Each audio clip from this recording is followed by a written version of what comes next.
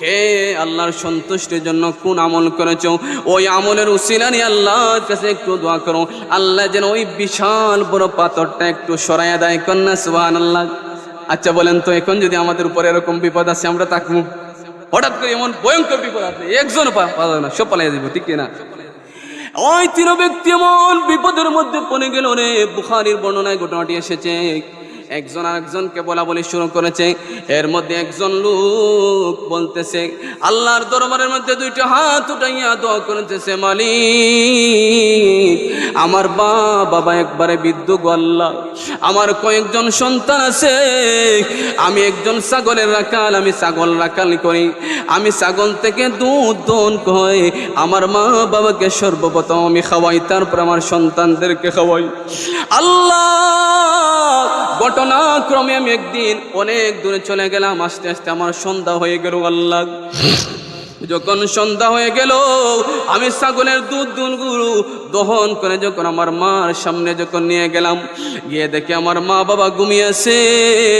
আমি চিন্তার মধ্যে পড়ে গেলাম, আমি কোন কি করতে পারি, ঘুম থেকে জাগাইব কি জাগাইব না। এভাবে সারাটা রাত আমি আমার মা বাবার অনেক দুধের পেয়ালাটা নিয়ে দাঁড়িয়ে থাকলাম। আমার সন্তানগুলো ক্ষুধার তাড়নায় আমার পায়ের মধ্যে পড়ে বারবার কাঁদতেছে, বাবা খাবার দাও, খাবার দাও। কিন্তু আমার মা বাবার আগে তাদের মুখে খাবার দেওয়া আমি পছন্দ করি না। আল্লাহ ওই আমলটা যদি তোমার জন্য করে থাকি, আল্লাহ তুমি ওই বিশাল বড় পাথরটা একটু সরাইয়া দাও। কন্যা সুবহানাল্লাহ। সাথে সাথে আমার আল্লাহ ওই ব্যক্তির দোয়ার বরকতে পাথরটা একটু সরাইয়া দিল। সুবহানাল্লাহ বলেন। দুই নাম্বার লোক আল্লাহর দরবারের মধ্যে একটা হাত উঠাইয়া দোয়া করলো, মালিক আমি একজন যুবক মানুষ, আমার একটা চাচাতো বোন ছিল, খুব সুন্দর ছিল, খুব রূপসী ছিল, তারে আমি খুব ভালোবাসতাম। এক পর্যায়ে তার সাথে আমি খারাপ কাজের জন্য যখন একবারে পাগল হয়ে গেলাম, তাকে কোনোভাবে আমি রাজি করতে পারি না। একদিন আমি তাকে 100 দিনারের মাধ্যমে আমি যখন রাজি করলাম, আমি যখন 100 দিনার নিয়ে তার কাছে গেলাম, আমি যখন তার পায়ের হাঁটুর মধ্যে যখন আমি বসলাম, এমন সময় আমার চাচাতো বোনটি বলে উঠল, ও আল্লাহর বান্দা, তুমি আমার আল্লাহকে ভয় করো। সুরে কোন সুবহানাল্লাহ। তাহলে আল্লাহকে ভয় করার দরকার আছে না নাই? তখন আমার বোনটা যখন বলল, আমার চাচাতো বোনটা যখন বলল, আল্লাহকে ভয় করো, তুমি নিজে জাহান্নামী হইও না, আমাকে জাহান্নামী বানাইও না। আল্লাহ তখন আমি বড় শরম পেয়ে গেলাম, লজ্জা পেয়ে গেলাম, আর জিনাহের কাজ আমি করলাম না। আল্লাহ ওই আমলটা যদি তোমার দরবারে কবুল হয়ে থাকে, ওই আমলের উসিলায় ওই বিশাল বড় পাথরটা তুমি আরেকটু সরাইয়া দাও। কন্যা সুবহানাল্লাহ। আমার আল্লাহ সাথে সাথে আরেকটু পাথর সরাইয়া দিলেন। সুবহানাল্লাহ বলেন। 3 নাম্বার লোক বলতেছে, আল্লাহ আমি একজন কৃষক মানুষ, আমি কৃষি কাজ করি, আমার একজন কর্মচারী ছিল, আমি বেতনের মাধ্যমে তাকে রাখছি, আমি প্রতিদিনের বেতন প্রতিদিন তাকে দিয়ে থাকি। ঘটনাক্রমে একদিন কিছু বেতন আমার কাছে রেখে সে চলে গেল। ওই বেতনগুলো দিয়ে আমি একটা ব্যবসা করলাম, অনেক ষাঁড় গরুগুলো কিনলাম। ষাঁড় গরু কেনার পর অনেক দিন পরে যে কোনো ওই ব্যক্তিরা আমার কাছে এসে পাওনা চাইল, আর আমাকে বলল, আল্লাহর বান্দা তুমি আল্লাহকে ভয় করো, আমার পাওনাগুলো আমাকে দিয়ে দাও। তখন আমি বলেছিলাম, ওই যে আমার ঘরের ভিতরে যত ষাঁড় গরু আছে, ওই ষাঁড় গরুগুলো তুমি নিয়ে যাও। যুবকটি বলে উঠল, তুমি কি আমার সাথে পাতলামি করছো, ঠাট্টা করতেছো? আমি বললাম, না না, আমি তোমার কাছে তোমাকে মস্কারি করি না রে। ওই ষাঁড় গরুর মালিক আমি না, ওই ষাঁড় গরুর মালিক হইলা তুমি। তোমার কাজের টাকা দিয়ে আমি ব্যবসা করলাম, অনেক পয়সার মালিক, অনেক ষাঁড় গরু কিনলে কিনছি, সবগুলো তুমি মালিক। আল্লাহ তখন ওই যুবকটাকে তার সমস্ত পাওনাগুলো আমি আদায় করে দিলাম। আল্লাহ গো, ওই আমলটা যদি তোমার দরবারে কবুল হয়ে থাকে, তাহলে এই পাথরটা একবারে তুমি সরাইয়া দাও। সাথে সাথে আমার আল্লাহ বিশাল বড় পাথরটা একবারে সরাইয়া দিল। কন্যা সুবহানাল্লাহ। দেখছেন মার দর বরকত আছে না নাই? মার খেদমতের বরকত অবশ্যই আছে। মার খেদমত করার কারণে আল্লাহ কত বড় বিপদ থেকে বাঁচাইছে। আবার মা বদুয়া করার কারণে আল্লাহর ওলি থেকে একবারে জিরো বানিয়ে দিয়েছে, ঠিক কিনা? যাই হোক, আমি আর লম্বা করবো না, আমার ভাই চলে আসছেন। আজকের মূল আলোচনার বিষয় এটাই যে আমরা মা বাবার খেদমত করতে চাই কি চাই না? চাই, সবাই চাই তো। আল্লাহ যেন প্রত্যেককে কবুল করে, সবাই বলেন আমিন। আমার একটি মাহফিল আছে, যাইতে হবে 11:30। যাই হোক, আল্লাহ যেন আমার প্রত্যেককে আজকে, বিশেষ করে আজকে এই পাহাড়পুর ইসলামী যুব সংঘের উদ্যোগে যে আমার বাইরে এত সুন্দর একটা প্যান্ডেলিং করেছে, মাশাআল্লাহ, চমৎকার প্যান্ডেল, পোস্টারিং চমৎকার, আলহামদুলিল্লাহ, অনেক প্রচার প্রসারণা হয়েছে। আল্লাহ যেন প্রত্যেকে এই আয়োজনগুলোকে কবুল করেন, সবাই বলেন আমিন। ওয়া আখিরু দাওয়ানা আলহামদুলিল্লাহি রাব্বিল আলামিন। আমরা মুক্তসর একটু মুনাজাত করে নিই, একটু দুরূদ শরীফ পড়েন। সাল্লাল্লাহু আলা সাইয়্যিদিনা ওয়া মাওলানা মুহাম্মদ ওয়া আলা আলিহি ওয়া সাহবিহি ওয়া সাল্লাম। সাল্লাল্লাহু আলা সাইয়্যিদিনা ওয়া মাওলানা মুহাম্মদ ওয়া আলা আলিহি ওয়া সাহবিহি ওয়া সাল্লাম। আস্তাগফিরুল্লাহ, ইন্নাল্লাহা গফুরুর রহিম। আস্তাগফিরুল্লাহ রাব্বি মিন কুল্লি যামবিন ওয়া আতুবু ইলাইহি। লা হাওলা ওয়ালা কুওয়াতা ইল্লা বিল্লাহিল আলিয়্যিল আযীম। লা ইলাহা ইল্লাল্লাহু মুহাম্মাদুর রাসূলুল্লাহ সাল্লাল্লাহু আলাইহি সাল্লাম।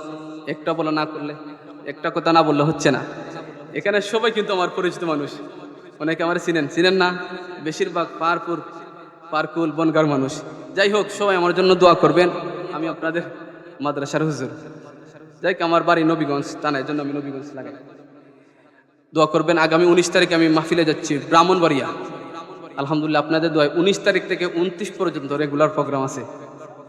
দোয়া করবেন। চাঁদপুরে আমি জানুয়ারিতে যাচ্ছি, কুমিল্লা চাঁদপুর প্রোগ্রামে। যাই হোক, আল্লাহ যেন আমাদেরকে প্রত্যেককে কবুল করেন, এবং বিশেষ করে যারা আজকে আমাকে দাওয়াত করেছেন, বিশেষ করে আমার ভাই কারি মুজাহিদুল ইসলাম সাহেব এবং জিলুমিয়া সাহেব এবং রুবেল ভাই, আশরাফ মাস্টার সাহেব, অনেকে যোগাযোগ করেছেন। আল্লাহ যেন প্রত্যেকের নেক হায়াত বাড়াই দেন, সবাই আমিন।